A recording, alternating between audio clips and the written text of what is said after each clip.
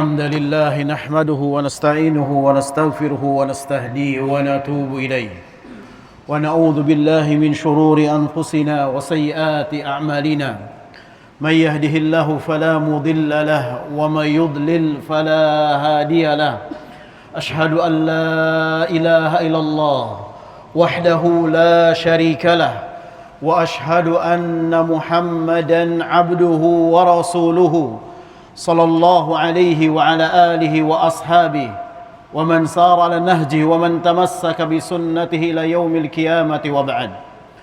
قال الله تعالى في القرآن الكريم: يا أيها الذين آمنوا اتقوا الله حق تقاته ولا تموتن إلا وأنتم مسلمون.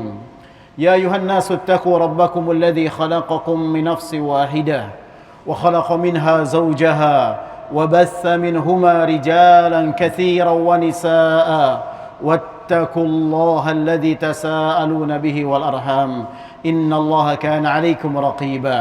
يا أيها الذين آمنوا اتقوا الله وقولوا قولا سديدا يصلح لكم أعمالكم ويغفر لكم ذنوبكم ومن يطع الله ورسوله فقد فاز فوزا عظيما. أما بعد فإن أصدق الحديث كتاب الله وخير الهدي هدي محمد صلى الله عليه وسلم وشر الأمور محدثاتها فإن كل محدثة بدعة وكل بدعة ضلالة وكل ضلالة في النار. Hadirin jamaah salat Jumat yang semoga Allah selalu merahmati, menjaga dan memuliakan kita semuanya. Kita bersyukur kepada Allah Subhanahu wa taala atas limpahan nikmat dari Allah yang tak berbatas. Limpahan nikmat dari Allah yang tak terhingga, yang nikmat itu datang pada kita terus menerus tanpa henti, terus berkesinambungan dan berkelanjutan. Dan ketika seseorang ingin menghitung nikmat yang Allah berikan pada dia, pastilah tidak ada satu makhluk pun yang mampu untuk menghitungnya. Allah Ta'ala berfirman, wa in ta'uddu ni'matallah la tuhsuha. Jika kalian ingin menghitung nikmat yang Allah berikan pada kalian, la tuhsuha, pastilah kita tidak akan mampu untuk menghitungnya. Saking tak terhingganya, saking tak berbatasnya, saking tak berbilangnya nikmat yang Allah telah berikan kepada kita.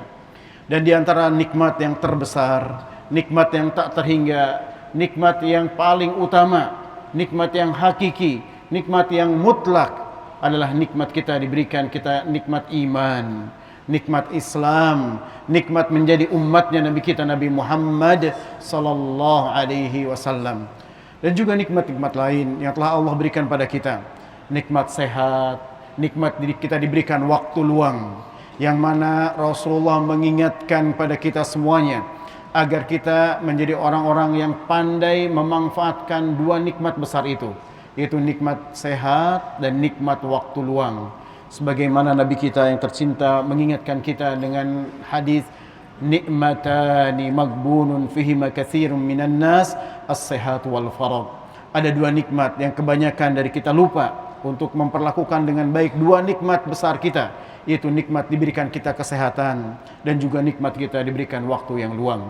Semoga kita menjadi hamba-hamba Allah yang pintar, yang cermat dan jeli, dan bisa untuk memanfaatkan secara optimal dua nikmat ini, yaitu nikmat sehat dan juga nikmat waktu luang. Hadirin sekalian yang semoga Allah memuliakan kita semuanya, salawat serta salam semoga terlimpah pada Nabi kita Nabi Muhammad sallallahu alaihi wasallam dan juga pada keluarga beliau, pada para sahabat beliau, hingga pada kita selaku umatnya yang senantiasa mengikuti beliau hingga Allah mewafatkan kita. Hadirin sekalian yang semoga Allah memuliakan kita semuanya, usikum wa iyaya bitaqwallah. Kami berwasiat pada kami pribadi dan kita semuanya untuk selalu meningkatkan ketakwaan kita kepada Allah Subhanahu wa taala. Fatazawwadu fa inna khairaz zadi taqwa. Berbekalah kita karena sebaik-baiknya bekal adalah ketakwaan kita kepada Allah Subhanahu wa taala. Dan nanti yang Allah lihat, nanti yang paling mulia, yang paling tinggi kedudukannya di sisi Allah adalah yang paling bertakwa kepada Allah. Sebagaimana Allah Ta'ala berfirman, inna akramakum indallahi atqakum. Sungguhnya yang paling bertakwa sungguh yang paling mulia di sisi Allah adalah yang paling bertakwa kepada Allah Subhanahu wa taala. Hadirin sekalian, semoga Allah memuliakan kita semuanya. Setiap kita merenung arti dari kehidupan kita, rutinitas yang kita jalani di setiap hari kita, kadang ada satu kata yang menjadi cita-cita semua orang, yaitu ingin bahagia. Siapapun ditanya, apa keinginanmu? Saya ingin bahagia, baik di dunia maupun terlebih di akhirat kelak. Tapi kadang sebagian dari hamba-hamba Allah mengukur kebahagiaan dengan ukuran orang lain. Dia merasa bahagia ketika diuji dengan belum memiliki keturunan. Dia memandang kebahagiaan itu adalah ketika dia memiliki banyak anak.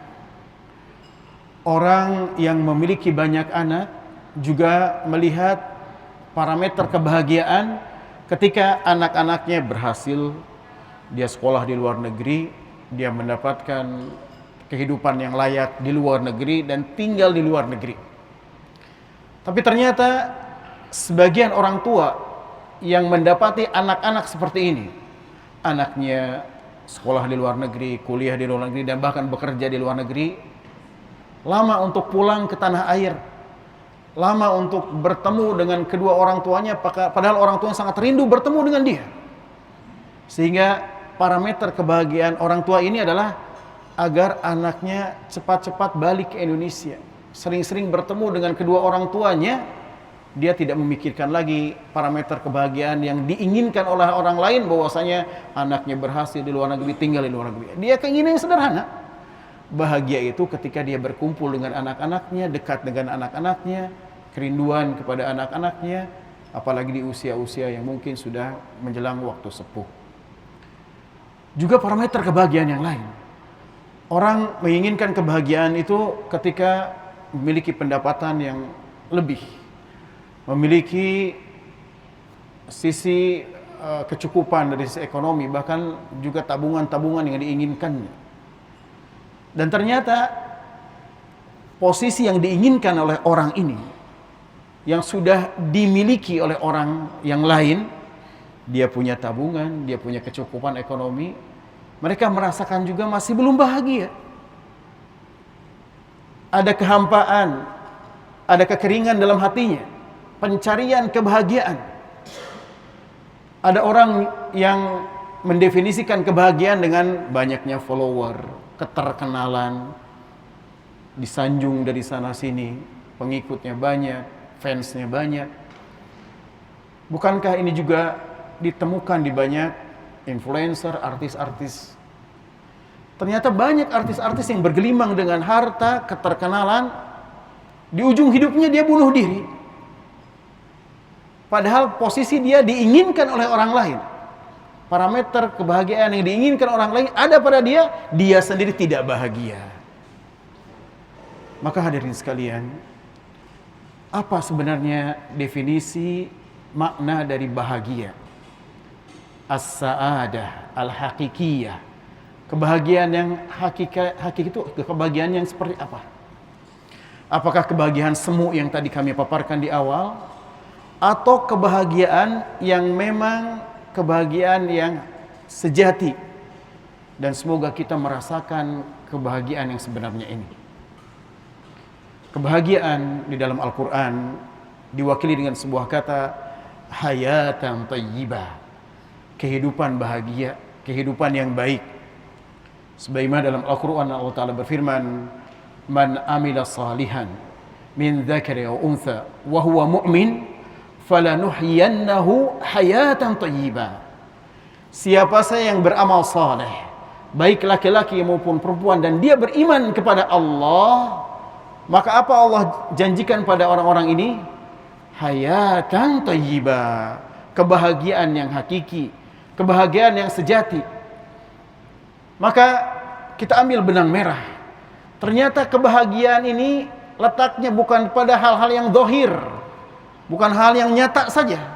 Tapi yang paling hakiki kebahagiaan itu adanya di dalam hati setiap mukmin. Oleh karena itu dalam hadis, laisal ghina an kasratil arad walakinal gina'il nafs. Sesungguhnya parameter kecukupan kekayaan itu bukan hanya sekedar banyaknya harta, banyaknya uang, tapi definisi dari kaya sebenarnya adalah kaya di hati setiap hamba Allah. Karena ketika seseorang dalam hatinya betul-betul ridha, betul-betul merasa cukup atas karunia Allah, maka akan tenang hatinya. Sebagaimana Allah Ta'ala berfirman, alladzina tatma'innu qulubuhum bidzikrillah. Sungguhnya orang-orang yang hatinya tenang karena berzikir mengingat Allah. Ala bidzikrillah tatma'innul qulub. Ingatlah bahwasanya dengan berzikir kepada Allah maka hati ini akan tenang. Hadirin sekalian, dalam menjalani hidup kita, bukankah mungkin varian masalah setiap kita berbeda-beda? Ada yang diuji mungkin dari sisi ekonominya, diuji dari sisi keluarganya, anaknya, orang tuanya, mertuanya, tetangganya, diuji dengan pekerjaannya, diuji dengan atasannya, diuji dengan keturunannya, dan lain sebagainya, berbagai macam varian dari masalah-masalah yang dihadapinya. Dan juga mungkin masalahnya enggak satu, bertumpuk. Maka ketika seseorang dia hanya memikirkan masalah tanpa kita berusaha untuk merenungi dan berusaha menjalani solusi terbaik yang sudah diajarkan dalam agama kita, pasti dia akan terombang-ambing dengan masalah tadi. Dia akan terjatuh ke dalam keputusasaan, dia akan mudah jatuh, mudah lemah, dan mungkin na'udzubillah mengambil jalan-jalan pintas yang tidak diridhoi oleh Allah Subhanahu wa taala. Padahal hadirin sekalian, Allah mengingatkan kita, wala tahinu wala tahzanu wa antumul a'launa in kuntum mu'minin.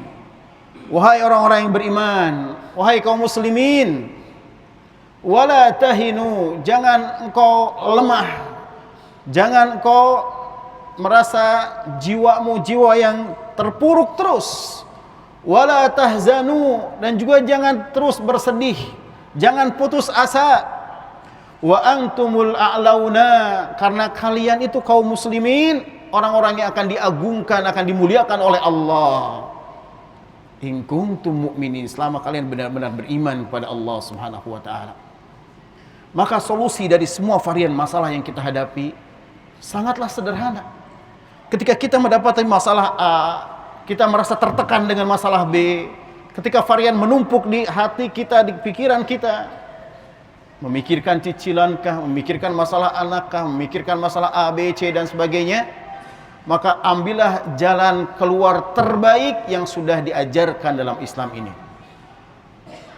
Apa jalan keluar terbaik ini, solusi terbaik ini, agar kita ujungnya mendapatkan kebahagiaan hakiki, merasakan kebahagiaan sebenarnya yang akan tumbuh di hati kita? Apa solusi terbaik itu? Sangat mudah.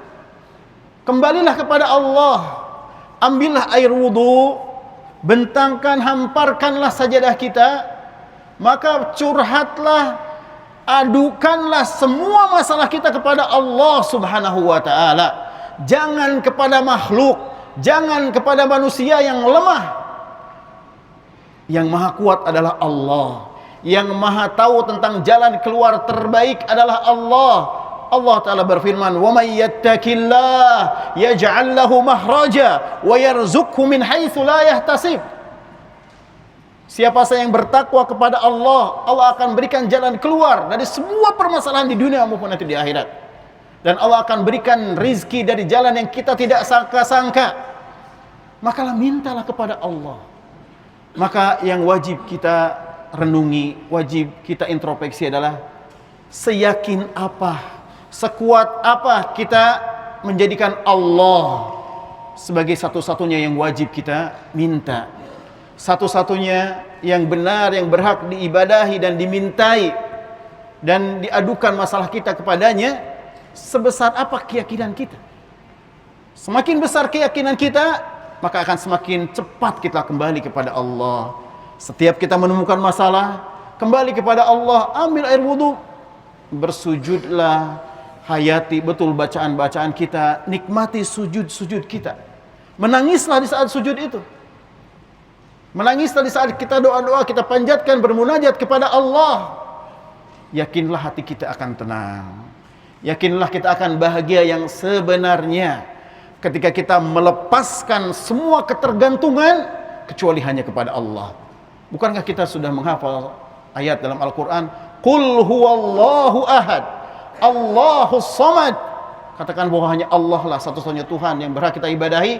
Allah lah tempat bergantung, bersandar, meminta. Hanyalah kepada Allah. Dan pertolongan dari Allah akan datang ketika kita menghilangkan semua ketergantungan kita kepada makhluk. Mintalah hanya pada Allah, bermohonlah kepada Allah, berdoalah hanya pada Allah, sehingga hati kita akan menjadi tenang. Ala bidzikrillah tatma'innul qulub. Aqulu qouli hadza wa astaghfirullahu li wa lakum wa lisairil muslimin min kulli dhanbin innahu huwal ghafurur rahim.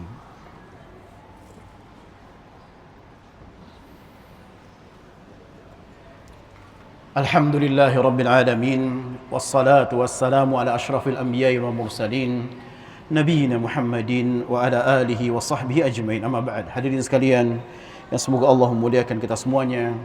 Di khutbah yang kedua ini, di dalam Islam tidak ada istilah putus asa.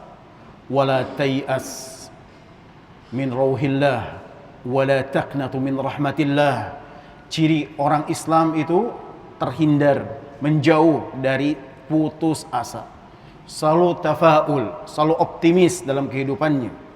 Bahkan orang-orang yang optimis, orang-orang yang semangat, orang-orang yang kuat imannya, kuat semangatnya, kuat dari sisi semua yang diinginkan dalam Islam ini, Allah puji dalam hadis-hadis nabinya. Rasulullah bersabda, diwahyukan Allah kepada lisan Rasulullah bersabda, innamal mu'minuna, sungguhnya al-mu'minu qawi, orang-orang yang beriman, dan orang-orang yang beriman dan dia kuat, maka ahabbu ilallah khairun wa ahabbu ilallah.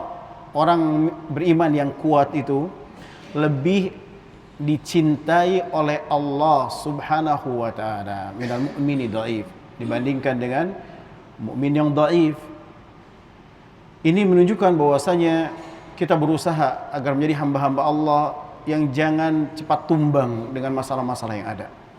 Bangkit, berjuang, jadilah orang-orang beriman yang kuat. Dalam hadis ini dilanjutkan, ihris ala ma yanfa'uk wasta'in billah wala ta'jas. Semangatlah dalam mencari hal yang bermanfaat dan selalu minta kepada Allah subhanahu wa ta'ala, memohon pertolongan kepada Allah. Wala ta'jas, jangan kita lemah. Semoga kita menjadi hamba-hamba Allah yang bahwasanya solusi segala permasalahan ada di depan kita. Tinggal kita lakukan, kita laksanakan, berusaha kembali kepada Allah, memohon kepada Allah. Alhamdulillah kita punya Allah, Tuhan kita yang maha benar, satu-satunya yang berhak dan benar untuk kita ibadahi, kita sembah. Bermohonlah kepadanya Jalla wa'ala saja. Jangan mendahulukan meminta kepada makhluk, jangan mendahulukan mengemis kepada manusia. Awali segala hal dengan memohon kepada Allah subhanahu wa ta'ala. Innallaha wa malaikatahu yusalluna 'alan nabiy ya ayyuhalladzina amanu sallu 'alaihi wa sallimu taslima. Allahumma inni as'aluka bi anna lakal hamdu la ilaha illa anta wahdakal mannan badi'us samawati wal ardi ya dzal jalali wal ikram ya hayyu ya qayyum. Allahumma shalli 'ala Muhammad wa 'ala ali Muhammad kama shallaita 'ala Ibrahim wa 'ala ali Ibrahim innaka Hamidum Majid. Allahumma inni as'aluka al-huda wat-tuqa wal-'afaf wal-ghina. Allahumma ighfir lil muslimina wal muslimat wal mu'minina wal mu'minat al ahya minhum wal amwat innaka sami'un qaribun mujibud da'wat. Rabbana hab lana min azwajina wa dhurriyyatina qurrata a'yun waj'alna lil muttaqina imama. Rabbana atina fid dunya hasanah wa fil akhirati hasanah wa qina adzaban nar. Wa sallallahu ala nabiyyina Muhammadin wa ala alihi wa sahbihi ajma'in wa akhiru da'wana anil hamdulillahi rabbil alamin. Wa aqimus salat.